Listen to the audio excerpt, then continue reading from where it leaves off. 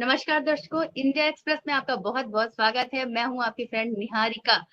और आज फाइनली वो दिन आ गया है जिसका रोज मैं अपने प्रोग्राम में आपसे बोलती हूँ कि आज मैं आऊंगी, आज मैं आऊंगी। और फाइनली आज 1 मई को वो दिन आ गया है जब मैं आपके सामने लेकर के आई हूँ अपना नया शो जिसका नाम है आपकी बात। और इस शो को जो मेरे करने का मेरे मन में आया, जिनको क्रेडिट जाता है, जिनको देखकर मुझे लगा कि मुझे ये करना चाहिए, वो आज इस शो में आए हैं। और जब मैं उनसे मिली तो मुझे लगा उनसे मुझे बहुत सारी बातें करनी है, तो क्यों ना ये बातें अपने दर्शकों के सामने करूं, जिसमें मेरे साथ साथ वो भी उनके बारे में जाने। तो मैं इनवाइट करना चाहती हूँ लखनऊ की शान, मास्टर शेफ सीजन 7 में बेस्ट 12 तक सफर करने वाले, बहुत डाउन टू अर्थ, बहुत हम्बल नेचर, बहुत ही क्या मैं कह सकती हूँ। सबसे पहले आपसे मिलवाती हूँ, इनवाइट करती हूँ, उनका वेलकम करती हूँ, विनीत यादव जी। जी हाँ, लखनऊ के विनीत यादव, और मैं उनका वेलकम करती हूँ। Welcome Vineet ji. Thank you so much ma'am, अपने शो पे मुझे बुलाने के लिए।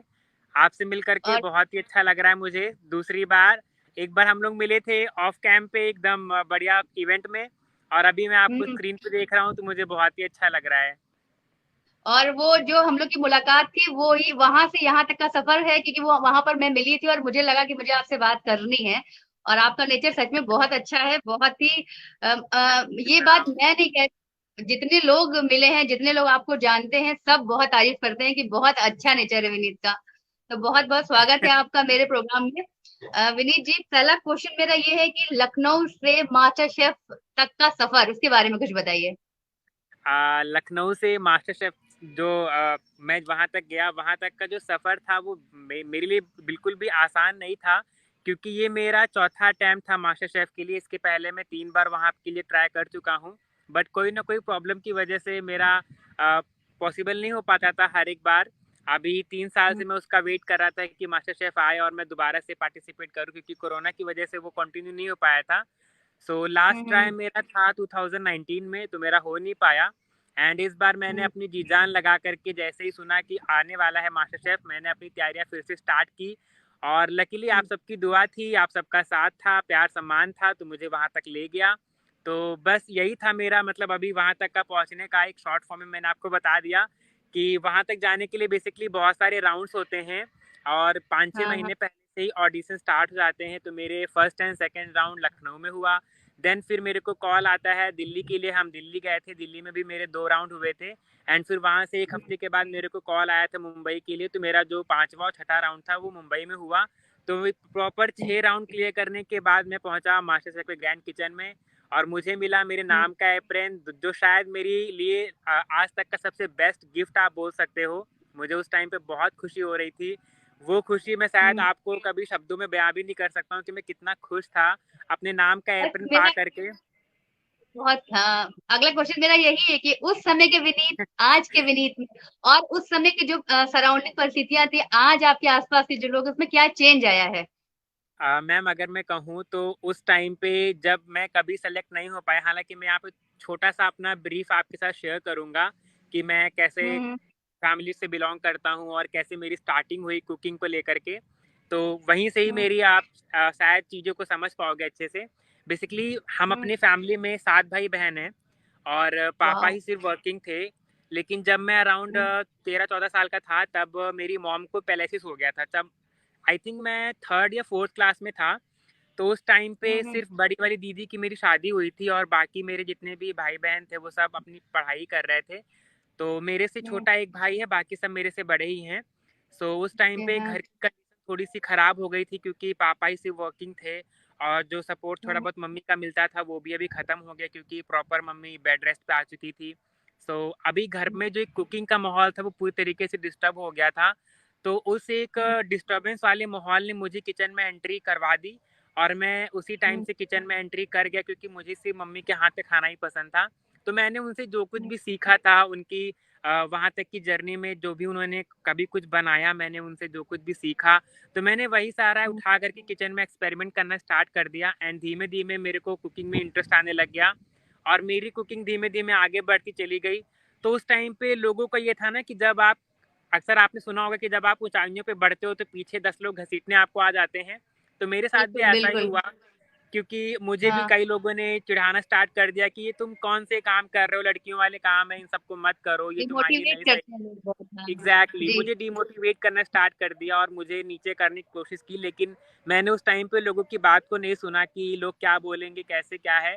मैंने वहाँ पे अपनी फैमिली की नीड को समझा, मैंने खुद की नीड को समझा, मैंने अपने इंटरेस्ट को समझा, और मैं प्रॉपर अपना वही कुकिंग, मेहंदी वाला काम जो मुझे बचपन से पसंद है, मैंने वो करना स्टार्ट कर दिया।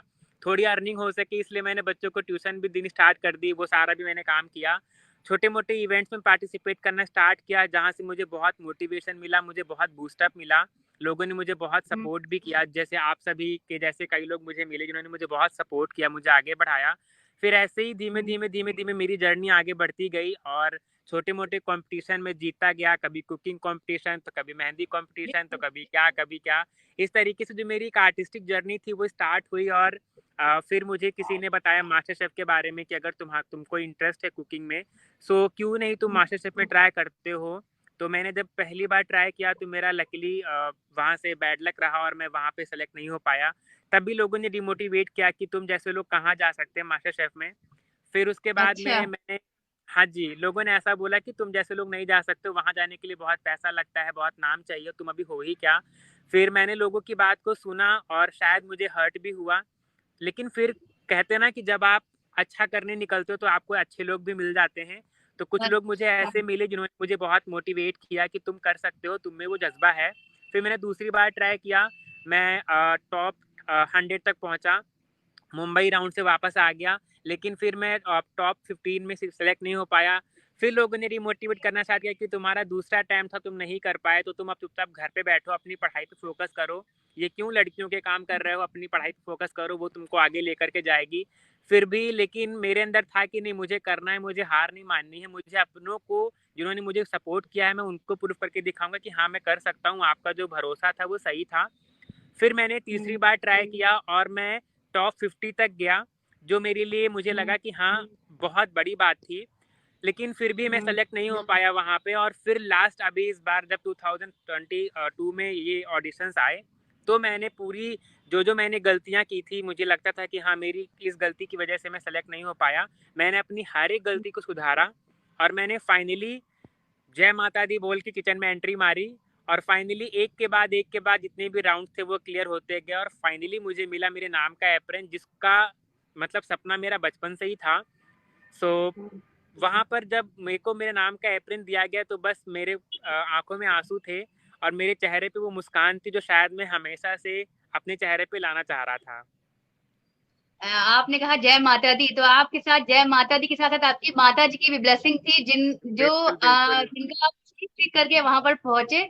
और पता है कि हम जब इंसान ऊंचाई पे पहुंचता है तो नीचे होती पीछे बहुत सारी स्टोरियां होती है, बहुत दर्द होता है। इंसान को लगता है बिल्कुल कि नहीं, वहां पहुंच के बहुत आसान है, लेकिन जब हम दर्द के बारे में जानते हैं तो लगता है कि कहाँ से उठे और कहाँ से पहुंचे। और वाकई में बहुत है आपका स्टोरी में, आपके दर्द है कि बहुत मेहनत करके आप वहां पर पहुंचे। मेहंदी के बारे में बताइए, मेहंदी का इंटरेस्ट कैसे आया? बेसिकली जैसे मैंने आपको बताया ना कि जब कुकिंग में मेरे को इंटरेस्ट था, तो वैसे ही मेरे को आर्ट में बहुत इंटरेस्ट था, मैं बचपन से बहुत आर्टिस्टिक रहा। मुझे हम्म, स्केचिंग, पेंटिंग ये सारा करना बहुत ही ज़्यादा पसंद था। सो एक बार मेरे स्कूल में जब मैं अराउंड 5th क्लास में था, 3rd में था या 5th, मुझे प्रॉपर अभी नहीं याद आ रहा है इतना, लेकिन वो छोटा ही था तभी। मेरे टीचर्स ने मेरे को बोला कि एक आउटर स्कूल में कंपटीशन हो रहा है, जहाँ से हमारे स्कूल से जूनियर कैटेगरी से कोई आर्टिस्ट जाना है जो बेसिकली मेहंदी अप्लाई कर सके, मेहंदी से कुछ डिज़ाइन करना है पेपर वर्क पे। सो हम्म, टीचर्स ने बोला कि तुम आर्टिस्ट हो, तुम कर सकते हो, बट मैंने बोला कि मैम मैं ब्रश से कर सकता हूँ, पेंसिल से कर सकता हूँ, ये मेहंदी तो मतलब मेरे बस की बात नहीं है। तो टीचर्स ने बोला हम्म, कि देखो आर्टिस्ट जो होता है वो कुछ भी कर सकता है, तुम ट्राई करो, तुमसे होगा। मैंने लाइफ में फर्स्ट टाइम मेहंदी की कोन पकड़ी थी वहाँ पे अपने स्कूल में, और जब मैं कंपटीशन के लिए गया तो आप यकीन मानो मेरी फर्स्ट रैंक आई थी वहाँ पे, स्टेट क्या लेवल बात पे, है। जूनियर कैटेगरी में एंड मेल में। सो वहाँ से मुझे बूस्टअप मिला मेहंदी को लेकर के, तो लोगों ने मुझे बोला कि तुम इससे बहुत अच्छा पैसा भी अर्न कर सकते हो, नाम बना सकते हो, एक अच्छे मेहंदी आर्टिस्ट बन सकते हो, तो तुम प्रैक्टिस करो। वहाँ पे कुछ टीचर्स ने मुझे प्रॉपर गाइडेंस दिया, मुझे समझाया, और एक मेरे टीचर का मैं नाम लूँगा यहाँ पे, मिस्टर आकाश शर्मा, उन्होंने मुझे बहुत ज़्यादा मोटिवेट किया, वो भी बहुत अच्छे आर्टिस्ट हैं, इंग्लिश टीचर है मेरे। उन्होंने मुझे बोला कि तुम बहुत अच्छा इस फील्ड में कर सकते हो, तुम कंटिन्यू करो इसको। फिर मैं जब थोड़ा-सा बड़ा हुआ, अराउंड 9th और 10th में आया, तो उस टाइम पे बेसिकली घर की कंडीशन थोड़ी-सी ख़राब सी हो गई थी मैम, क्योंकि उस टाइम पे मोस्टली जितनी भी मेरी सिस्टर्स थी उनकी शादी हो चुकी थी और घर पे मैं और मेरा छोटा भाई 2 लोग बचे थे, पापा और मम्मी थे।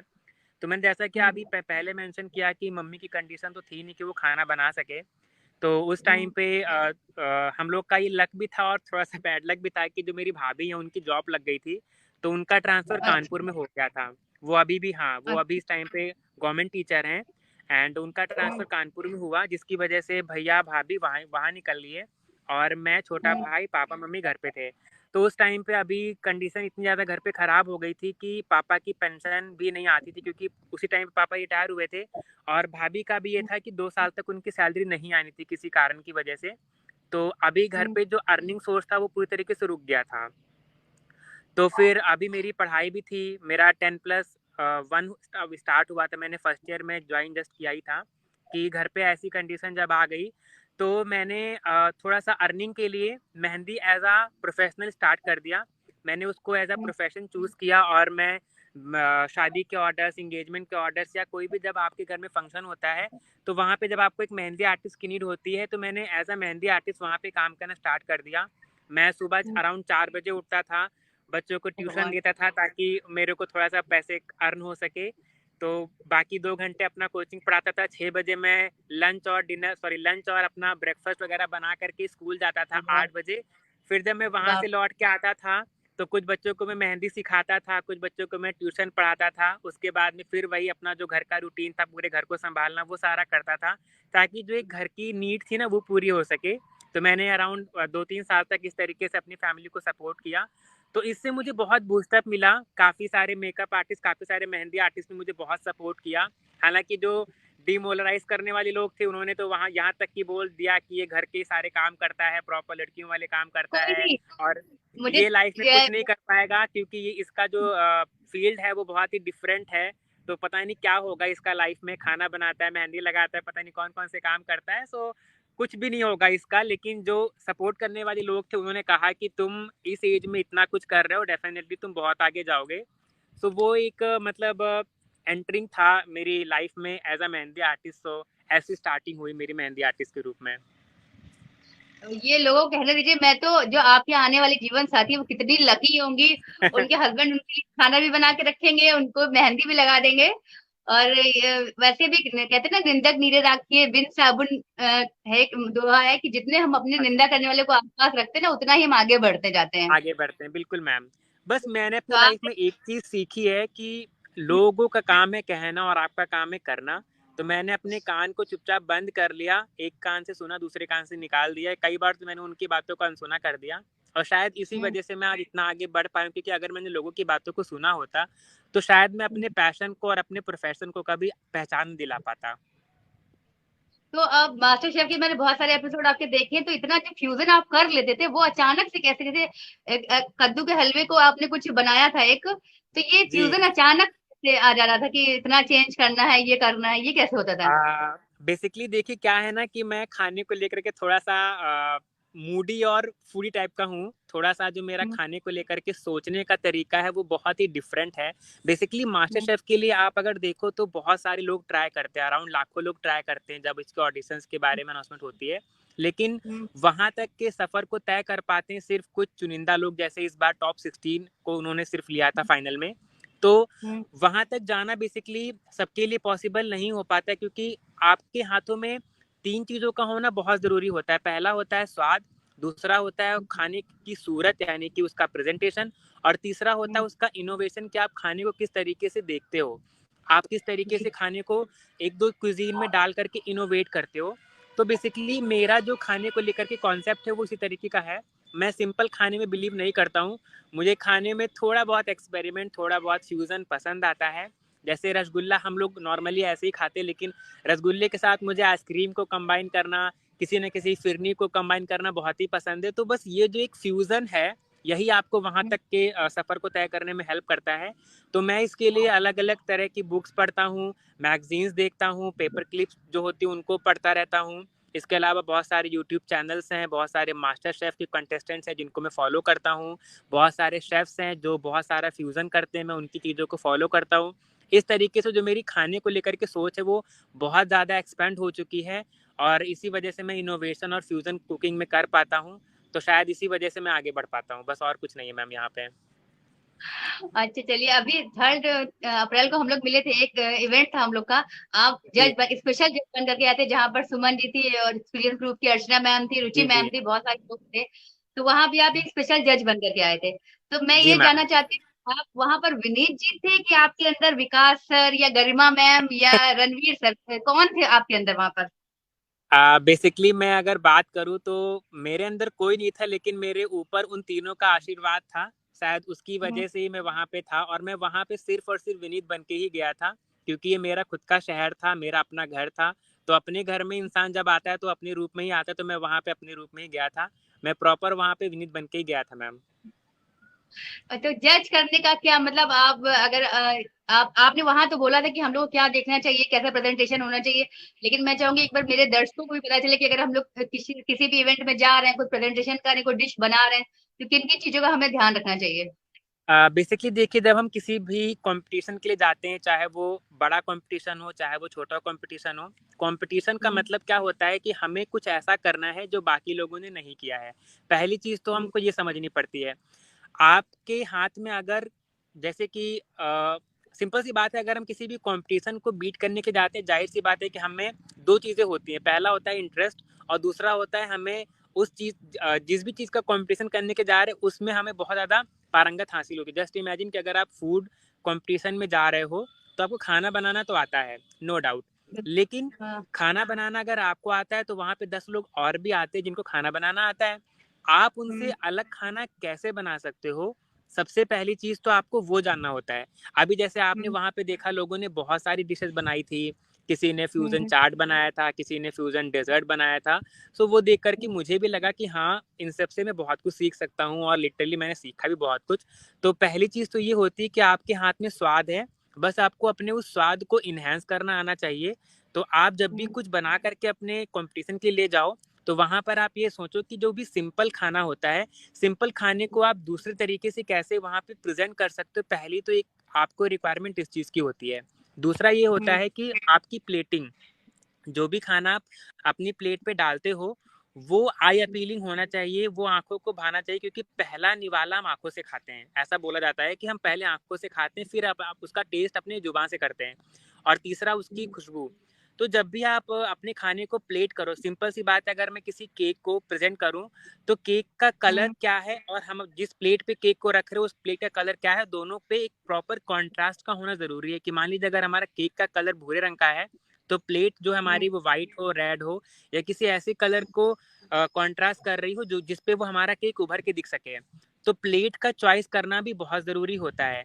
तीसरी चीज़ होती है खाने में एक फ्यूज़न करना, या खाने को एक ऐसे फॉर्म में वहाँ पे रखना जिसके साथ में कुछ कॉम्बिनेशन जा सके। जैसे अगर मैं बना रहा हूँ कचौड़ी, तो कचौड़ी के साथ में हम्म। हम कौन-सा डिप रख सकते हैं, कौन-सी चटनी रख सकते हैं, कौन-सा सैलेड रख सकते हैं जिससे वो कचौड़ी और भी उभर के दिख सके, तो हमें उन बातों का ध्यान देना चाहिए। और सबसे जो इम्पोर्टेंट बात होती है पोर्शन साइज़ की। कई बार क्या होता है, हम खाने को जब सर्व करते हैं जजेस के सामने, तो बहुत ज़्यादा क्वांटिटी में सर्व कर देते हैं, जो कि नेगेटिव मार्किंग की तरफ चला जाता है। हमें हमेशा ध्यान देना चाहिए कि जब भी हम प्लेट पे अपना खाना रखें, तो उसका जो साइज़ है वो छोटा हो, इतना भी छोटा ना हो कि हम खा ना सकें, बट इतना हो कि प्लेट पे उभर के दिख सके, क्योंकि हमें वो खाना नहीं होता है, सिर्फ़ हमें वो टेस्ट करना होता है, क्योंकि उसके बिना पे हम जजमेंट देते हैं। तो पोर्शन साइज़ अच्छा हो आपका, आपकी प्लेट का सिलेक्शन अच्छा होना चाहिए, आपका जो भी खाना आप बना रहे हो उसमें टेस्ट तो हो, बट उसमें कोई ना कोई इनोवेशन भी आपका होना चाहिए। इन सारी बातों का अगर हम ध्यान देंगे, तो ज़ाहिर-सी बात है किसी भी कॉम्पिटिशन को हम जीत के आगे बढ़ सकते हैं। क्या बात है, मेरे दर्शकों को बहुत सारी अच्छी अच्छी जानकारी मिली है। और विनीत जी, रुचि मैम जुड़ी है, रुचि सक्सेना मैम जुड़ी हैं, और सारिका सक्सेना जी जुड़ी हैं, और आपको हेलो बोल रही हैं। और आप हेलो जितना बोल रहे हैं, रुचि मैम ने तो बोला है कि बिल्कुल आपने एकदम सही बात कही है। तो कुछ लोग हम लोग को देख भी रहे हैं और आपको हेलो भी बोल रहे हैं। हेलो मैम, अच्छा कैसे हो आप लोग? हाँ, आज ये बताइए, आज आप बहुत अच्छे मुकाम पे हैं, बहुत आपकी फैन फॉलोइंग बहुत ज्यादा है, इंस्टाग्राम में मैंने देखा है। कैसा लगता है? इनफैक्ट मैं भी हूँ और मैंने भी आपके साथ सेल्फी खींची और अपने सोशल मीडिया अकाउंट में स्टेटस में लगाई। लाखों लोग आपके साथ सेल्फी खींचते हैं और अपने अपने स्टेटस में लगाते हैं, कैसा लगता है? बेसिकली कई बार अच्छा भी बहुत लगता है और कई बार दिल को दुखता भी बहुत है। दुखता क्यों? बेसिकली इसलिए है कि हाँ? ये वही लोग थे जिन्होंने कल को मुझे डिमोटिवेट किया था, मुझे पीछे घसीटा था, हम्म, और आज वही लोग मेरे प्रशंसक बन के मेरे सामने आकर के मेरे साथ सेल्फी लेते हैं, फोटो क्लिक करते हैं। तो कहीं न कहीं मुझे ये लगता है कि हमारी सोसाइटी को थोड़ा बहुत चेंज होना चाहिए। हमें अगर हम्म, कोई बंदा हमारे सोसाइटी से आगे बढ़ना चाहता है या कुछ अच्छा करना चाहता है, कुछ अलग करना चाहता है, तो हमें उसे डिमोरलाइज़ नहीं करना चाहिए। हमें उसे आगे बढ़ाना चाहिए, क्योंकि क्या पता कब कौन क्या करके दिखा सके। क्योंकि जब तक हम एक साथ मिल कर के आगे नहीं बढ़ेंगे, हम दूसरों को हम्म, नीचा दिखा कर के उनको पीछे घसीटते रहेंगे, तो ज़ाहिर-सी बात है जो हमारा सोसाइटी है, जो हमारा सिटी है, हमारा स्टेट है, हमारा देश है, वो कभी आगे नहीं बढ़ पाएगा। छोटे-छोटे मुकाम को जोड़ कर के हम बड़े-बड़े मुकाम को जब हासिल करेंगे और कंधे से कंधा मिला करके आगे बढ़ेंगे, तो ज़ाहिर-सी बात है कि हर एक बंदा सेल्फ़ी के लायक बनेगा और हर एक की अपनी अलग पहचान होगी। किसी न किसी फ़ील्ड में तो वो आगे जाएगा ही जाएगा। तो मुझे तो बस ये लगता है कि मैं जनता को सिर्फ़ एक यही मैसेज देना चाहूँगा कि जब मुझे अच्छा लगता है, तो ज़ाहिर-सी बात है मेरे जैसे कई और विनीत होंगे जो सपना देखते होंगे कि मैं आगे बढ़ूँ, लेकिन किसी न किसी प्रॉब्लम की वजह से या किसी न किसी इंसान की वजह से वो आगे नहीं बढ़ पाते हैं। तो मैं हमेशा बस उन्हीं लोगों को बोलता हूँ कि जब भी कोई विनीत आगे बढ़ना चाहे, वो चाहे मेहंदी आर्टिस्ट हो, चाहे वो मेकअप आर्टिस्ट हो, चाहे वो कुक हो, और चाहे वो एक सफाई करने वाला ही बंदा क्यों ना हो, लेकिन अगर उसके अंदर कोई टैलेंट है, तो आप हमेशा एक टैलेंट की कद्र करो, क्योंकि टैलेंट कभी किसी जेंडर को देख के नहीं आता है। भगवान जब किसी इंसान के अंदर कोई कला डालता है, तो वो नहीं देखता कि ये मेल है कि ये फीमेल है, भगवान सिर्फ कला को डालता है। तो मेरा बस कहना ये मैं है कि कभी जी बोली बोली हाँ। हाँ, तो बस अ, मेरा कहना यही है कि कभी भी आप किसी को डिमोरलाइज़ ना करो। सेल्फ़ी के लायक आपको नहीं पता कब कौन कैसे बन जाए। जैसे मुझे भी कभी नहीं पता था कि मैं इतना बड़ी मुकाम पे जाऊँगा और मेरे साथ लोग सेल्फ़ी के लिए आएँगे। तो मुझे आज हम्म, बहुत अच्छा भी लगता है, और लेकिन मैं उन लोगों को ये मैसेज हमेशा देता रहता हूँ कि मेरे जैसे बहुत सारे विनीत हैं जिनके बहुत सारे सपने होते हैं। तो हमेशा आप सपनों को आगे बढ़ाओ और हर एक उस टैलेंटेड को आगे बढ़ाने के लिए कुछ ना कुछ करो, उसको थोड़ा-सा मोटिवेट करो ताकि वो भी आगे बढ़ सके। अगर किसी के अंदर छोटा-सा भी टैलेंट है ना, तो आई फ़ील कि उसके साथ एक सेल्फ़ी तो बनती ही है, और हम इस एक्चुअल में तरीके से उसको आप मोटिवेट कर सकते हैं। सच में जो दर्द आपने जिस दर्द को झेला है, आप नहीं चाहते कि आने वाला कोई भी व्यक्ति जो आगे बढ़ना बिल्कुल, चाहता है, चाहे बिल्कुल। कुकिंग में हो चाहे मेहंदी में हो, वो उसे फेस करे जो आपने फेस किया है। ये बिल्कुल, आपकी बिल्कुल, जो अच्छी बात है ये, और आपके कारण ही बहुत सारे लोग इस फील्ड में उतरेंगे। मैं तो एक बिल्कुल जोक या मैम। मजाक करना चाहती हूँ कि आजकल लड़कियां खाना बनाती नहीं है, उनका इंटरेस्ट आता नहीं है, तो ठीक है मैं बना रही हूँ शादी के बाद, नो झिक झिक नो चिक चिक, खाना भी बनाऊंगी। चलिए, फैमिली किस रूप में लेती है आपको? आपकी फैमिली आज बहुत खुश होगी, आपकी मदर, आपकी फादर, उनका क्या रिएक्शन है? बेसिकली कई बार जैसे मैंने आपको बताया कि जब लोगों ने मुझे डिमोटिवेट किया, तो कई बार फैमिली का भी हौसला टूट गया। फैमिली ने भी मुझे बोला कि तुम अपने इन चीज़ों को रोक दो, मे बी तुम हम्म, कुछ पढ़ाई में अच्छा कर सकते हो, क्योंकि लकीली मेरी पढ़ाई भी बहुत अच्छी थी। तो वाह। वहाँ पर पढ़ाई को लेकर के भी मेरे को घरवालों ने प्रेशराइज़ किया, लेकिन जब 2019 में मैं मास्टर शेफ़ से हार करके वापस आया था अपने घर पे, हम्म, तो मेरे को सडनली मास्टर शेफ लखनऊ के बारे में किसी ने बताया कि एक कॉम्पिटिशन वहाँ पे हो रहा है, बहुत अच्छे लेवल पे हो रहा है, तुम एक बार ट्राई कर लो उसमें। तो मैंने बहुत डर डरा करके कॉम्पिटिशन में पार्टिसिपेट किया, और भगवान की दया थी कि मैं वहाँ पे फर्स्ट रनर अप रहा। तो वाह। उसने मुझे इतना बूस्टअप किया, मुझे एक लखनऊ में अलग ही पहचान दिला दी वहाँ पे लोगों ने। तो फैमिली का जो रुझाव था कुकिंग को लेकर के मेरा वहीं से एकदम प्रॉपर सपोर्टिव वाला हो गया। फैमिली ने बोला कि तुमको अब जो मर्ज़ी है तुम वो करो, हम तुम्हारे साथ हैं। और शायद उसी वजह से मैं इतना आगे बढ़ पाया। तो जब मैं मास्टर शेफ़ में अभी सेलेक्ट हुआ, तो फैमिली को बहुत प्राउड हुआ मेरे ऊपर। आज फैमिली मेरे पे बहुत गर्व करती है, क्योंकि आज मेरी फैमिली मेरे नाम से जानी जाती है।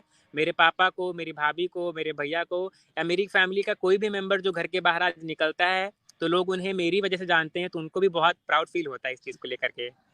दर्द सारा मिट जाता है, जो ये खुशी हाँ। मिलती है वो हमारा दर्द जाता है कि हमने इतनी मुश्किल से यहाँ पर पहुंचे, लेकिन हाँ रिलैक्स है और फाइनली है।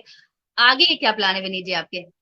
अब आगे क्या बेसिकली करना? मेरा मेरा प्लान अभी यही है कि मैं अभी एक डॉक्यूमेंट्री की तरफ प्लानिंग अपनी कर रहा हूँ, क्योंकि मुझे ऐसा हम्म, लगता है जब मैं उस दिन कंपटीशन में आया था तो मैंने वहाँ हम्म, पे बहुत सारे होम शेफ्स देखे, मैंने बहुत सारे लोगों की आंखों में सपने देखे थे। तो बेसिकली मैं अब एक ऐसी मुहिम पे निकलने वाला हूँ जहाँ मैं अपने जैसे और ढेर सारे हजारों लाखों और करोड़ों विनीत को बनाऊंगा और उनको इतना सपोर्ट करूंगा कि उनको भी नहीं मास्टर शेफ की जितना बड़ा प्लेटफॉर्म, लेकिन एक ऐसा प्लेटफॉर्म मिल सकेगा जहां वो अपने टैलेंट को दिखा सकेंगे।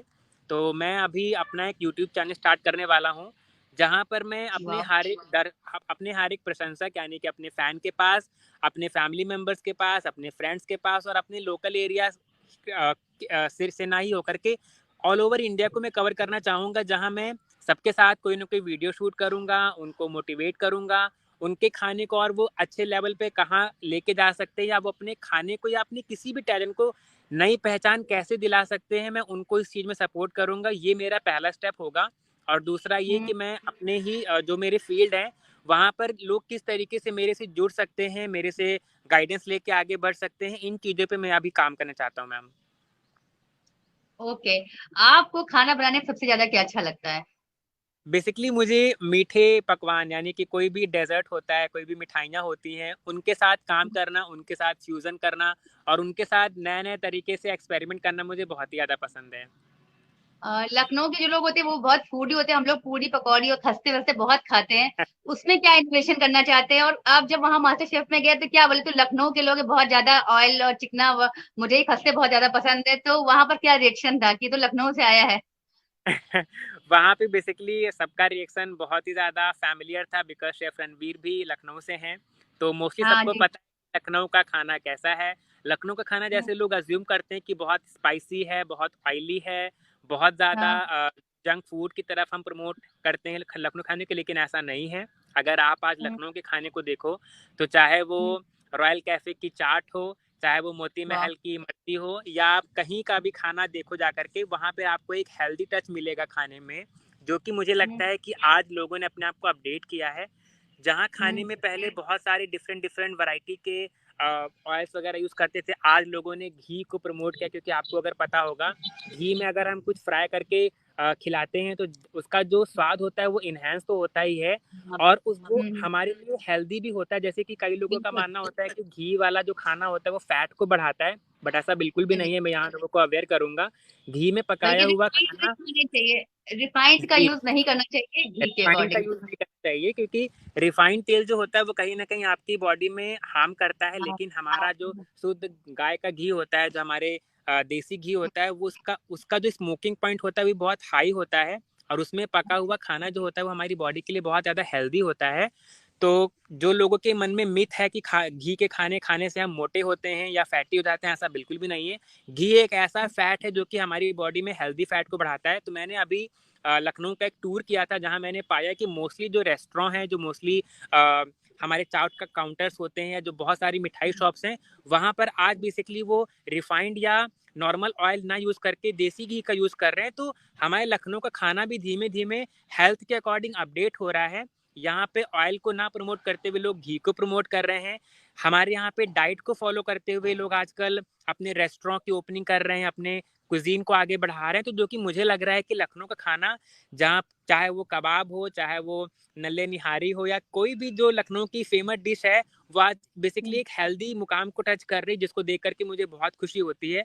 और इस मुहिम में मैं भी अपना योगदान जितना हो सकेगा वो करूँगा, कि लखनऊ के खाने की जो एक पहचान है, उसको मैं एक ऐसे लेवल पे लेके जा सकूँ, जिसे पूरा वर्ल्ड जाने बेसिकली।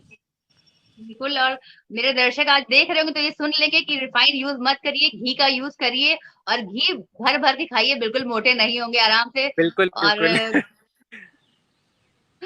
चलिए, अगला क्वेश्चन, एक मैं आपसे रैपिड क्वेश्चन पूछने वाली हूँ, एक शब्द में मुझे आंसर दीजिएगा। थोड़ा सा फनी भी है, थोड़ा सा अच्छा भी है। ओके। अपना फेवरेट फूड बताइए। फूड। मेरा फ़ेवरेट फूड मैम चाउमीन और चाट है। सबसे ज्यादा बेस्ट चाउमीन, और अगर सबसे चाट में ज़्यादा ऑप्शन दिया बेस्ट। जाए तो? तो शायद मैं चाट को चुनूँगा। पानी के बताशे नहीं?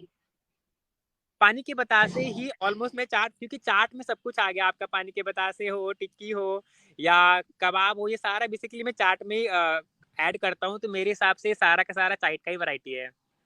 पता है लखनऊ, विनीत जी, लखनऊ की पहचान क्या है? आप हम और हमारा, ये लखनऊ को बहुत ज्यादा प्रमोट करते हैं।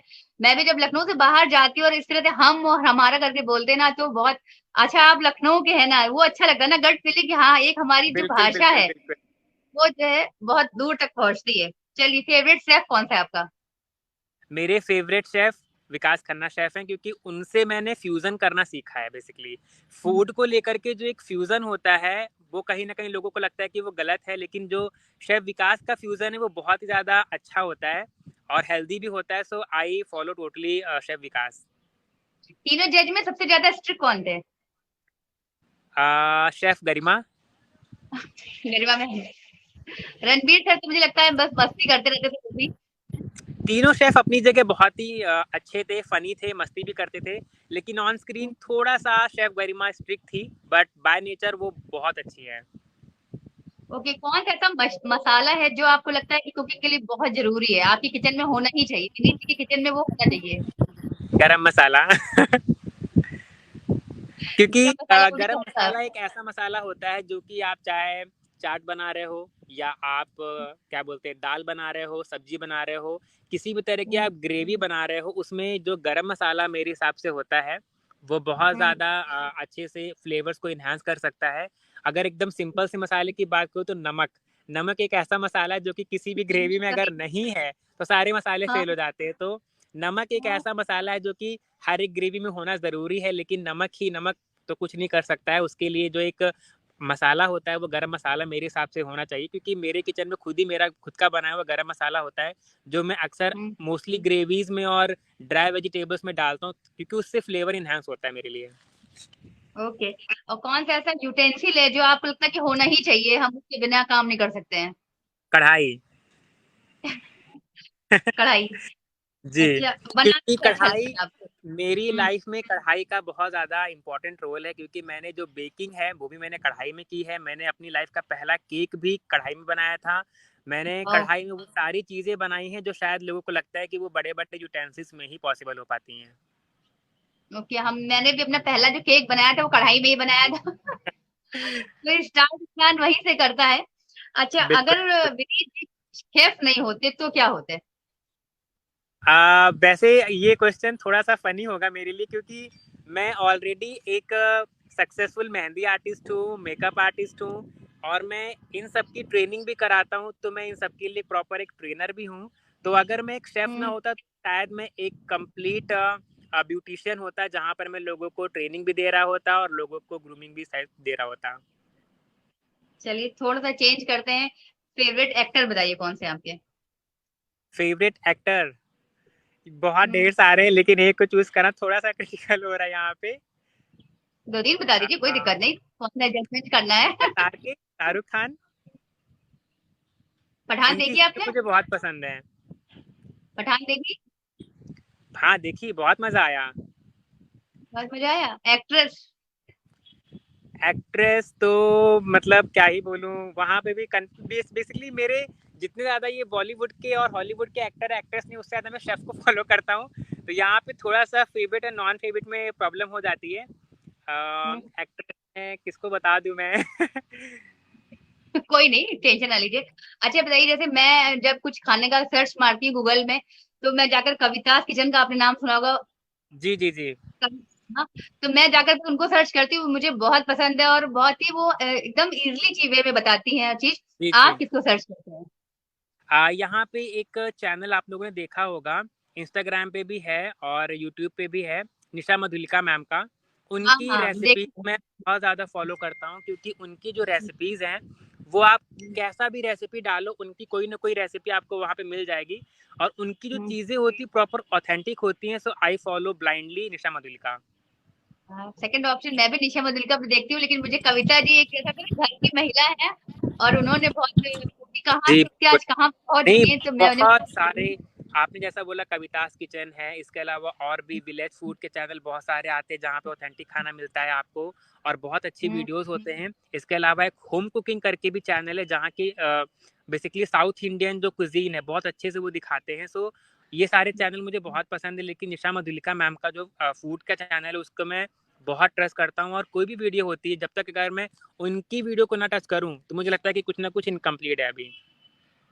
अच्छा विनीत, जी देखिए पहले और आज के में बहुत अंतर आ गया। पहले हम लोग की मम्मी के पास यूट्यूब चैनल्स नहीं थे, तब भी वो करती थी। आज के समय में बहुत चेंज हो गया, हम कुछ भी घर पे ट्राई कर सकते हैं। क्या कहना चाहेंगे?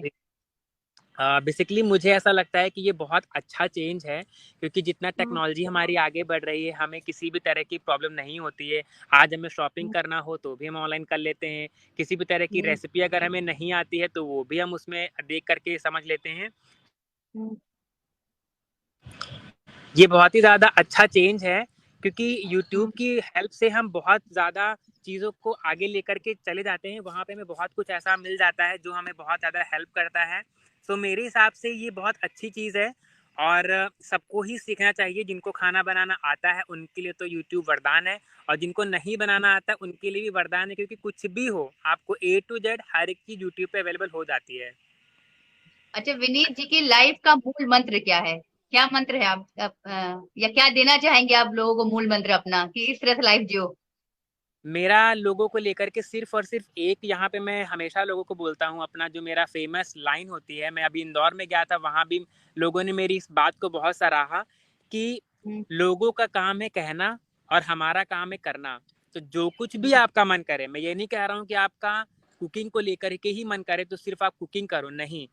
कुकिंग के अलावा दुनिया में बहुत सारी ऐसी चीज़ें होती हैं जो लोगों को पसंद होती हैं करना। तो आपको जो कुछ भी अच्छा लगे, उससे आपकी ग्रोथ हो, आपकी फैमिली को एक पहचान मिले, आपको पहचान मिले। अगर आपके अंदर कुछ भी ऐसा है, तो आप उस चीज़ हम्म। को ब्लाइंडली फ़ॉलो करो, अपने पैशन को फ़ॉलो करो और लोगों की सुनना छोड़ दो, क्योंकि अगर आप चाहते हो कि लोग आपको सुनें, तो आपको पहले अपने मन की सुननी होगी। अच्छा ये बताइए कि आप एक गाना गुनगुनाइए जो आपको बहुत पसंद हो। वैसे तो मैंने आपकी जो अभी लाइन बोली आपने, उस पर एक गाना था, कुछ तो लोग कहेंगे, लोगों का काम है कहना, लोगों का राइट? काम है कहना। हाँ जी, बिल्कुल। आप सॉन्ग हमारे दर्शकों के लिए एक बार 4 लाइन। गाने तो वैसे मैं बहुत ज़्यादा नहीं गाता हूँ, लेकिन कोई कुछ नहीं। गाने आप वैसे किस टाइप के गाना सुनना चाह रही हैं? बताइए, फिर मैं भी अरे गाना जो सुनाता हूँ आपको। आपको पसंद हो, जो आपके दिल के करीब हो। दर्शक आपको देखना चाह रहे हैं ना, विनीत जी को कौन सा सॉन्ग पसंद है, वो क्या गुनगुनाते हैं, वो चाहिए मुझे। वैसे तो बहुत सारे गाने मैं गुनगुनाता रहता हूँ, लेकिन अभी एक यूट्यूब पे मेरा फेवरेट सॉन्ग चल रहा है जिसका नाम है तू है क्या मेरे लिए, तो मैं वो गाना चाहूँगा। यहाँ पे बिल्कुल गाने हाँ। की लाइन कुछ ऐसे होती है। तू है क्या मेरे लिए, क्या वाह। बताऊँ मैं तुझे, तेरे बिन ये जिंदगी लगे बेवजह मुझे, तू है क्या मेरे लिए। ये गाना मेरे दिल के बहुत करीब है, क्योंकि इसको लगभग जब से ये गाना लॉन्च हुआ है तो ये गाना मैं हम्म। तब से फॉलो कर रहा हूँ, और अक्सर ये गाना 2 से 3 बार मैं सुनता ही सुनता हूँ हफ्ते में। अच्छा तो तू है क्या मेरे लिए, तू है क्या कोई? बेसिकली ये मैं गाना खुद को डेडिकेट करता हूँ, क्योंकि जब मैं अपनी लाइफ को कहीं ना कहीं रिवाइज करता हूँ, क्योंकि मेरे को है ना कि मैं अपने आप को हमेशा अपडेट करता रहता हूँ। तो कभी गाने हम्म। के माध्यम से, कभी खाने के माध्यम से, कभी आप लोगों के माध्यम से। तो इस गाने में बेसिकली मैं खुद को पाता हूँ कि कभी मैं क्या था और आज मैं क्या हूँ। तो मुझे लगता है कि हाँ, ये गाना बेसिकली मेरे लिए बना है। चलिए जल्दी से, वो तू ही है जो वो जल्दी से आपकी लाइफ में, और मैं तो कहूंगी वो जो लकी समवन है, वो बहुत लकी होगी जो विनीत जैसे व्यक्ति को जीवन साथी पाएगी, जो हमेशा खुश रहेगी। अच्छा ये बस लास्ट के 2 क्वेश्चन है कि आज की जनरेशन को आप हालांकि बोल चुके हैं, फिर भी क्या कहना चाहेंगे, या हमारे दर्शकों बेसिकली से क्या देखिए, कहना चाहेंगे आप? हम्म। हम यहाँ पे दर्शकों को भी एक मैसेज देंगे, और जो हमारी यूथ है मैं वहाँ भी उनको एक बहुत अच्छा सा मैसेज देना चाहूँगा। बेसिकली जैसा मैंने अभी यहाँ पे आपको बताया कि आजकल, जैसे अभी आपने बोला ना यूट्यूब, तो यूट्यूब के अलावा बहुत सारे सोशल मीडियाज़ जैसे इंस्टाग्राम है, फेसबुक है, और तरह तरह के पता नहीं कौन कौन से डेटिंग ऐप्स भी हैं यहाँ पे, और बहुत हाँ सारा जी। टेक्नोलॉजी आगे बढ़ रहा है। तो कहीं ना कहीं जो आज हमारा यूथ है वो बहुत ज़्यादा टेक्नोलॉजी की तरफ बढ़ रहा है। कुछ उसको पॉजिटिव फॉर्म में यूज़ करते हैं, कुछ उसको नेगेटिव फॉर्म में यूज़ करते हैं, क्योंकि आपको ही पता है कि हर सिक्के के 2 पहलू होते हैं, कुछ अच्छा और कुछ बुरा भी जी होता है। जी तो जी अगर हम जी। सिक्के के अच्छे पहलू को फॉलो करके आगे बढ़ेंगे तो जाहिर सी बात है जो हमारा बुरा पहलू है वो कहीं ना कहीं पीछे हो जाएगा। तो मेरा बस कहना है लोगों से यही है कि आपकी लाइफ में दो चीज़ें हमेशा आएंगी, एक होगी पॉजिटिविटी और एक होगी नेगेटिविटी। पॉजिटिविटी जी आपको अच्छाई की तरफ लेकर के जाएगी और नेगेटिविटी आपको वहाँ पहुँचने से हमेशा जी रोकेगी। वो नेगेटिविटी जी आपकी कई कई बार आपके फ्रेंड्स भी हो सकते हैं, फैमिली भी हो सकती है, आपका मोबाइल, आपके सोशल मीडियाज भी हो सकते हैं, या आपके जो आपको क्रिटिसाइज करते हैं वो लोग भी हो सकते हैं। नेगेटिविटी किसी भी फॉर्म में हमारे पास आ सकती है, लेकिन आप क्या करना चाहते हो या आपकी लाइफ का गोल क्या है, सबसे पहले आपको वो डिसाइड करना होता है। आप अगर पढ़ाई में अच्छा नहीं कर पा रहे हो तो आपके अंदर कोई ना कोई टैलेंट होगा, आप उसको पहचानो जी और उसको पकड़ करके आप आगे बढ़ो। आई नो कि आपको जब स्टार्टिंग में बढ़ोगे तो कोई भी नया जी काम करने में आपको थोड़ी सी कठिनाई होगी, जी लेकिन अगर आप होगी। अपने मन में ठान लोगे कि नहीं मुझे ये करके दिखाना है, तो एक ना एक दिन आप वो करके दिखाओगे। बस आपको अपने अंदर वो आत्मविश्वास जगाना है, वो पॉजिटिविटी जगानी है जो आपको आगे बढ़ा सके। तो कुछ भी है आपके पास में, बस सिर्फ अपने मन को पॉजिटिव रखो और अपनी सोच को बुलंद रखो। मंजिल आपसे बिल्कुल दूर नहीं है, वो बहुत जल्दी आपके हाथों में आएगी। यही मुझे आपका याद है, हमने भी थोड़ी देर पहले आपसे बात की तो आपने कहा था भगवान जो करते हैं वो अच्छा करते हैं। अच्छे तो से ये भी करते हैं। बहुत अच्छी सोच है, ये जो सोच है ना बहुत अच्छी है। अगर हम इस सोच के पॉजिटिव रहेंगे। आपने यूथ के लिए बोला, ये चीज आपने पेरेंट्स के लिए बोली, क्योंकि बहुत से पेरेंट्स होते हैं वो थोपते हैं। आज मैंने देखा है कि तुम्हें इंजीनियर ही बनना है, तुम्हें डॉक्टर ही बनना है। तो प्लीज कुछ पेरेंट्स एग्जैक्टली के लिए बोलिए कि जी, पेरेंट्स भी जो बेसिकली हम्म, मेरे भी पेरेंट्स चाहते थे कि मैं पढ़ाई में बहुत अच्छा हूँ, तो मेरे घर वालों ने मुझे, किसी ने बोला कि तुम पढ़ाई में अच्छे हो, तुम आईएएस क्लियर कर सकते हो, और मैंने वाह इसके लिए ट्राई भी किया था और मैंने प्री भी निकाल लिया था आईएएस का। ये क्या हालांकि बात। ये बात बहुत कम लोग को ही पता है कि मैं आईएएस का प्री निकाल चुका हूँ। मैं अभी बीएड कर रहा था, लेकिन आपको मैं बताऊं कि मैंने अभी बीएड क्विट कर दिया है, क्योंकि उससे मुझे लग रहा है कि मैं कुछ कर नहीं पाऊंगा, क्योंकि हम्म, पढ़ाई में बेसिकली मुझे लग रहा है कि मैं पढ़ाई के लिए बना ही नहीं हूँ, वो बस मेरे अंदर था तो मैंने पढ़ लिया जितना मेरे लिए नीड था। तो पेरेंट्स कई बार आपको ऐसा बोलते हैं, वैसा बोलते हैं कि आप ये कर लो वो कर लो। कई बार जब बच्चे होते हैं वो खुल करके अपने पेरेंट्स को बता नहीं पाते कि उनको एग्जैक्टली करना क्या होता है, क्योंकि आजकल जी जनरेशन बहुत ज़्यादा चेंज हो रही है, आजकल लोगों की बहुत। हाँ सोच चेंज हो रही है। तो कहीं ना कहीं जिस तरीके से टेक्नोलॉजी में अपडेट आ रहा है, आज हमारे पास कभी 2G था, आज हमारे पास 5G आ चुका है, तो जी हमें अपनी सोच को भी 5G करना होगा। हम जो पेरेंट्स हैं उनको भी कहीं ना कहीं 5G की स्पीड से आगे बढ़ना होगा। अपने बच्चों को अगर उनको ग्रोथ देनी है तो वो ग्रोथ केवल पढ़ाई के दम पे ही नहीं दी जा सकती। कई बार आप अपने बच्चों को अलग अलग फील्ड के में जाने पर भी उनको ग्रोथ दे सकते हो। तो पेरेंट्स को लेकर के मेरा सिर्फ और सिर्फ एक ये मैसेज रहेगा कि आप अपने बच्चों के लिए प्रेजेंट टाइम पे पेरेंट्स से ज़्यादा उनके फ्रेंड्स बन करके उनकी बातों को समझने की कोशिश करिए, क्योंकि जब आप उनके फ्रेंड्स बन करके उनके साथ कंधे से कंधा मिला करके उनको बढ़ाने की कोशिश करेंगे तो वो सारी बातें खुल करके आपको बताएंगे। और अगर पेरेंट्स का आशीर्वाद और उनका सपोर्ट होगा तो वो बच्चा चाहे कुछ भी हो, कैसा भी हो, उसका टैलेंट और उसका जो आत्मविश्वास है, जो उसका ड्रीम है, वो जरूर एक ना एक दिन पूरा होगा। और एक्सपीरियंस ग्रुप की अर्चना मैम, प्रशांत सर सब जुड़ गए हैं, सब आपको हेलो बोल रहे हैं। और सब आप जो कह रहे हैं वेल सेड, अर्चना जी ने लिखा है वेल सेड विनीत जी, सब आपको तारीफ कर रहे हैं आपकी। सभी को थैंक यू सो मच। कैसा लगा आज आपको यहाँ पर आकर के बात करके? मुझे यहाँ पर आकर के अपने मन की बातें शेयर करके बहुत ज़्यादा अच्छा लगा। थोड़ा सा गुस्सा भी आ रही थी क्योंकि 4-5 दिन से हम प्लान कर रहे थे, बट कभी ये कभी वो, इसकी वजह से मैं अ, जुड़ नहीं पा रहा था आपसे। बट आज जब मैं जुड़ा आपसे आपसे मैंने इतनी ढेर सारी बातें की, इतना ढेर सारा मैंने लोगों को मोटिवेट किया, लोगों को मैंने अपनी जर्नी बताई। हालांकि अगर हम बताने बैठ जाए तो हम लोग के पास बहुत ढेर सारी बातें हैं, बट जितना भी मेरे से पॉसिबल हो पाया मैंने उतना बताया। बाकी अगर किसी को कभी भी कुछ भी बात करनी हो या मुझसे कुछ भी पूछना हो तो मेरा इंस्टाग्राम है विनीत मास्टर शेफ नाम से, आप वहाँ पर आकर के मेरे से बातें कर सकते हो, वहाँ पर आकर के आप मेरे से चीज़ें पूछ सकते हो। और बहुत जल्दी हमारा डॉक्यूमेंट्री शूट यूट्यूब पे आने वाला है, तो वो भी आपको दिखेगा। मे बी कभी आप भी हमारे डॉक्यूमेंट्री के एक हिस्से बन सकते हो। तो दिल खोल करके जुड़ते रहिए, बातें करते रहिए, निहारिका मैम से जुड़ते रहिए, बातें करते रहिए, क्योंकि अब तो हम उनके साथ आ ही गए हैं और धीमे धीमे मैम बढ़ेंगी, हम बढ़ेंगे और हम सबको ऐसे ही बढ़ाते रहेंगे। बिल्कुल बिल्कुल विनीत जी, मैं तो चाहूंगी कि आप जिसे चाहे उसे लाइए। आपको, मेरा ये शो स्टार्ट हुआ है था लास्ट ईयर में कर रही थी, लेकिन किसी कारण से बंद हो गया। आज मैंने फिर से स्टार्ट किया है और उसका क्रेडिट आपको जाता है कि जब मैं आपसे मिली मुझे लगा मुझे बस लेना है तो इनका इंटरव्यू लेना है, मुझे बात करनी है। और आप सोचिए इतने दिन से टल रहा है तो मेरे दिमाग में ख्याल नहीं आया कि मैं किसी और को ले आऊं। मुझे फर्स्ट शो आपके साथ करना था तो बस करना था।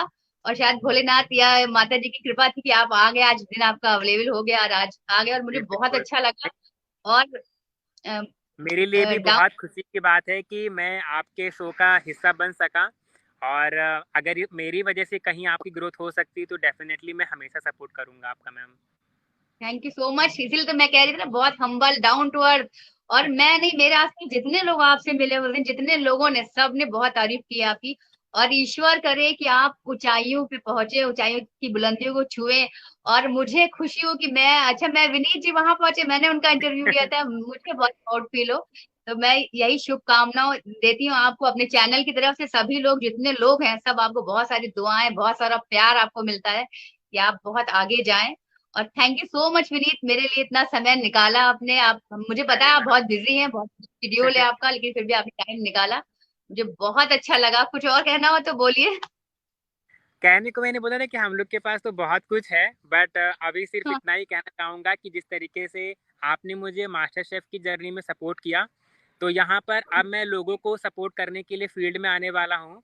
तो जिस तरीके से आपने वहाँ सपोर्ट दिया मुझे मुझे अपना बहुत ज़्यादा सम्मान दिया, मेरी बहुत रिस्पेक्ट की, तो उसी रिस्पेक्ट के साथ, उसी सम्मान, उसी मोटिवेशन के साथ मैं फिर से आगे बढ़ने वाला हूँ, लोगों को आगे बढ़ाने वाला हूँ। तो आप सभी प्लीज़ जुड़िए, और कोई भी डाउट हो, कोई भी क्वेरी हो, प्लीज़ आप पूछिए मुझसे, ठीक है? और बहुत जल्दी हम सब आपके साथ मिलेंगे, वीडियोस बनाएंगे और आपको आगे बढ़ाएंगे, क्योंकि मास्टर शेफ अब मेरे नाम के आगे लग गया है। तो मैं चाहता हूं कि मास्टर शेफ के इस कंटेस्टेंट यानी कि विनीत यादव की तरफ से आपको मैं बहुत ज़्यादा नहीं, लेकिन जितना मेरे से पॉसिबल हो सके उतनी पहचान दिलाने की मुहिम मैं स्टार्ट करने वाला हूँ, और वो बहुत जल्दी आपके सामने आएगी। तो बस मुझे उस मुहिम में आप सभी का सपोर्ट वैसे ही चाहिए, आप सबका साथ चाहिए, क्योंकि आप सबके साथ और आप सबके बिना मैं अकेला पड़ जाऊंगा। तो मैं भी दर्शकों से रिक्वेस्ट करती हूँ कि जितना प्यार आपने विनीत जी को मास्टर शेफ में दिया, उतना ही उससे बहुत ज्यादा प्यार उनकी इस नई जर्नी में दीजिए, जिसमें वो सबके लिए कुछ करना चाहते हैं, जहां तक वो पहुंचे हैं और सबकी हेल्प कर रहे हैं। तो मैं सबसे रिक्वेस्ट करूंगी। और बहुत सारी ब्लेसिंग है विनीत आपके साथ, आपके पेरेंट्स की, आपके आसपास के लोगों की, और मैं जहां तक जितने लोग को जानती हूँ सब आपको ब्लेसिंग दे रहे हैं। आप बहुत आगे जाएं। और thank you so much Vineet, आपने टाइम निकाला। जी मैम, चलिए मैं क्योंकि समाप्त कई करती लोग ना हूँ। मेरे को मैसेज करते हैं, कई लोग मेरे को पूछते हैं कि विनीत जी कैसे मास्टर शेफ में जाते हैं या कैसे बड़े बड़े हाँ। कॉम्पिटिशन तक जाते हैं। तो बस वही मैंने आपसे ना कहा, नहीं छोटी छोटी गलतियां होती हैं लोगों में जिसकी वजह से वो बढ़ नहीं पाते हैं, बट उनका ड्रीम होता है कि वो आगे बढ़ें। तो बस उनकी इन्हीं गलतियों को सही करने के लिए और उनको थोड़ा सा प्रेरित करने के लिए मैं उनसे जुड़ूंगा, उनको आगे बढ़ाऊंगा। तो बस वहाँ पे सपोर्ट चाहिए मुझे आपका। मैं भी ये कहना चाहूंगी कि मैंने जिस कंपटीशन में भाग लिया वो मेरा पहला था। और मैं यही कहूंगी मैं जीती थी, लेकिन मैंने बहुत कुछ सीखा, बहुत ज्यादा सीखा कि अब अगर नेक्स्ट लेवल पे जाएंगे तो कैसे क्या करेंगे। मैंने ऑनलाइन बहुत सारी कुकिंग करी है, बनाती हूँ, लेकिन वो मेरा जो फर्स्ट एक्सपीरियंस था और वो मैंने सीखा, आपसे सीखा। तो इंसान कहते हैं ना, अगर आप कहीं भाग ले रहे हैं तो अगर आप जीतेंगे नहीं तो बहुत कुछ सीखेंगे तो है ही बहुत है। कुछ सीखी है जी। तो बस। ये बात थोड़ी सी हम लोग की मिस हो गई यहाँ पे। हाँ, एक लोगों को और बात बोलूंगा। कई बार ये भी होता है ना कि जब हम किसी कंपटीशन में या कई बार हम हम्म। किसी भी प्रतियोगिता में भाग लेते हैं, तो जैसे मैंने अपनी लाइफ के बारे में बताया कि मैंने भी पार्टिसिपेट किया, बट मैं कई बार सेलेक्ट नहीं हो पाया, मैं कई बार हार के आया, लेकिन मैं कभी भी अपने मन को हरा के नहीं आया। विनीत हार के आया, हम्म। लेकिन विनीत की आत्मा, विनीत का मन कभी भी नहीं हारा। मन में जो एक वाह। मैंने ठाना था कि मुझे अपनी चीज़ों को एक मुकाम देना है, तो मैंने वो मुकाम दिलाने में खुद का हमेशा सपोर्ट किया। लोगों ने भले सपोर्ट नहीं किया, लेकिन मैंने खुद का सपोर्ट किया। तो कभी भी आप किसी भी फील्ड में जाओ, नहीं कह रहा कि वो खाने का फील्ड हो, कोई भी फील्ड हो, आप कभी भी नहीं हारते, आप हमेशा सीखते हो। क्योंकि भगवान कभी भी कुछ करता है तो वो हमेशा एक अच्छे रीज़न की वजह से ही करता है। तो आप कभी भी हारते नहीं हो, हमेशा कुछ ना कुछ आप सीख के आगे बढ़ते हो। क्योंकि जब तक हम गलतियां नहीं करेंगे, जब तक हम हारेंगे नहीं, तब तक हम जीत नहीं सकते। तो वो जीत ही क्या है जिसमें हार ना मिली हो हमें।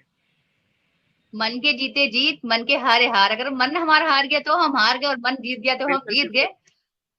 और सबसे वही अच्छी मैंने बात कहा तो यही है कि हमेशा, हम। कभी वही मैंने हमेशा आपसे कहा ना कि कभी भी आपका मन नहीं हारता है, कभी भी आपकी आत्मा हम्म। नहीं हारती, कभी भी आपका टैलेंट नहीं हारता है, हमेशा आप हारते हो। इसीलिए कभी भी अपने आप को ना हारने दीजिए, अपने मन को ना हारने दीजिए। आगे बढ़ते रहिए, क्योंकि आज नहीं तो कल सक्सेस आपको मिलेगी, बशर्ते कि आपको निडर होकर के, अटूट होकर के लगे रहना है। और जो आसपास हम लोग को डिमोटिव कर रहे हैं उनको ध्यान नहीं देना है, बस आगे चलते रहना है, वरना बिल्कुल गिराने वाले तो बहुत होते हैं। बिल्कुल बिल्कुल, लोगों का चलिए, काम है कहना और हमारा काम है करना।